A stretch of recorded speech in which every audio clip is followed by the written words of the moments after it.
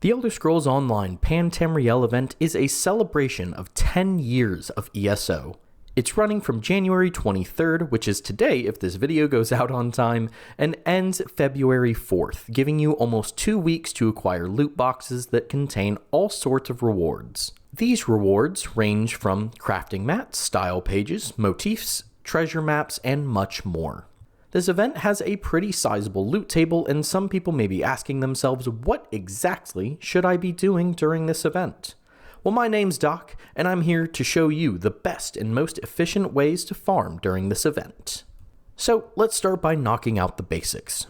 How exactly do we acquire loot? Well, it's actually pretty simple. You'll get loot boxes from doing any of the following. Yep. You'll get these loot boxes pretty much just by playing the game normally. You can see on screen, it's a ton of things.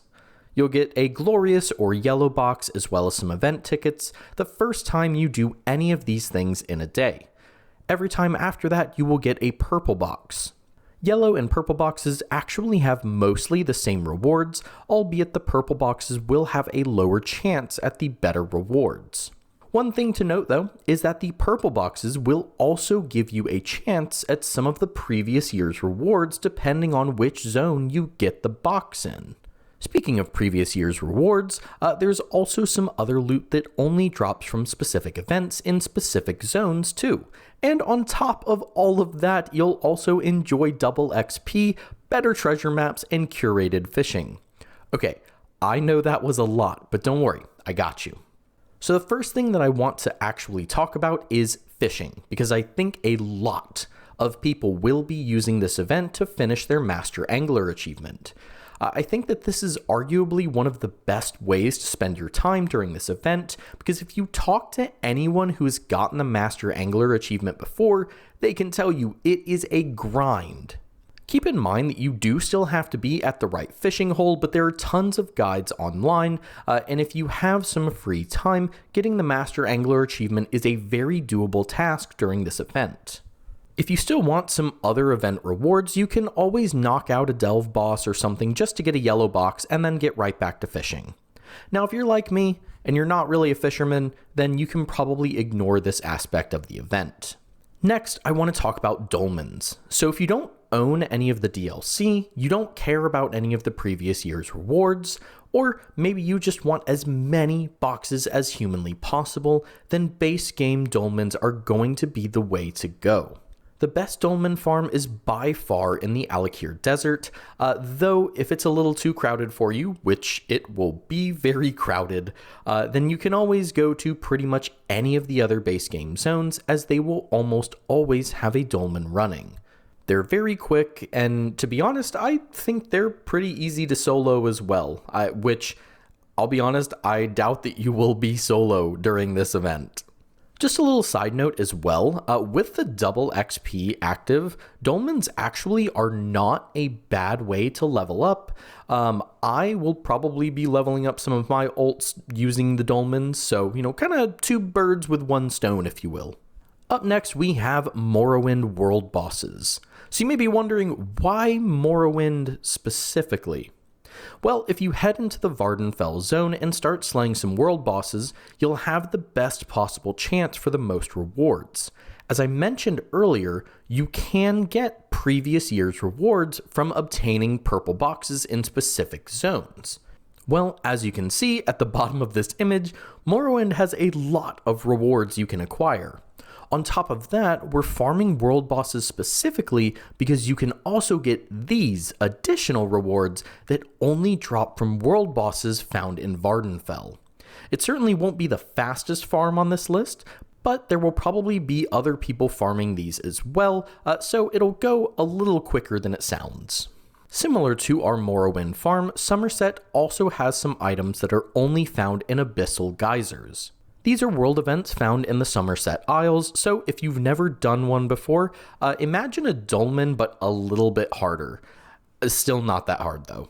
You can usually still find a couple people every now and then doing these, but even if you don't, I really don't think it'll be too hard for most people to solo these if need be.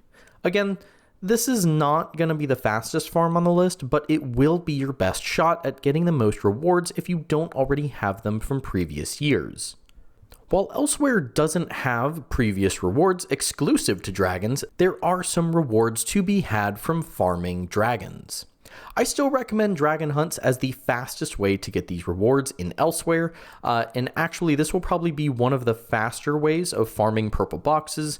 Maybe not as fast as Dolmens, but usually in Southern Elsewhere there's at least one dragon up pretty much at all times.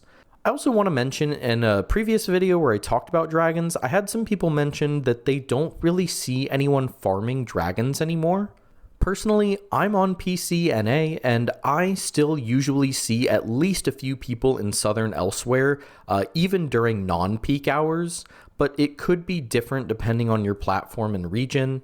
Even so, it may be worth checking out, as I imagine more people will hop back on dragon farming for this event specifically. Finally, for our remaining DLCs that have extra rewards. These include Greymoor, High Isle, Blackwood, and Necrom.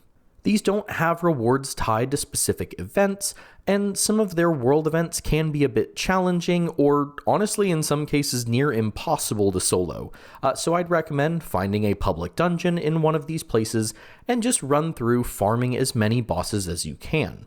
I'd be willing to bet that you probably won't be alone in these, so I wouldn't worry too much about if you can solo them. Even then, public dungeon bosses are pretty easy to solo even in DLC zones. If you find yourself alone and unable to solo a public dungeon boss for whatever reason, you can always find a delve in any of the locations on this list instead and basically do the same thing. Okay, well I think that should be about it for efficient Pan-Tamriel farming. I know some of these may have had you scratching your head at first, but hopefully it all made sense by the end as to why you might want to do these things. As for what I'll be doing during the event, I'll probably end up doing some Dolmens to get my other characters leveled up to 50 and get some boxes at the same time, but Dolmens can get boring after a while, so I'll see how long that lasts. Let me know in the comments what you'll be doing during this event, and if there's anything specific you're going to be chasing. I'll most likely be streaming my grind this weekend, so make sure to check out the link below and follow me on stuff so you don't miss any updates. As always, I hope you enjoyed the video and found it useful. I think all I've got left to say is that I've been Doc.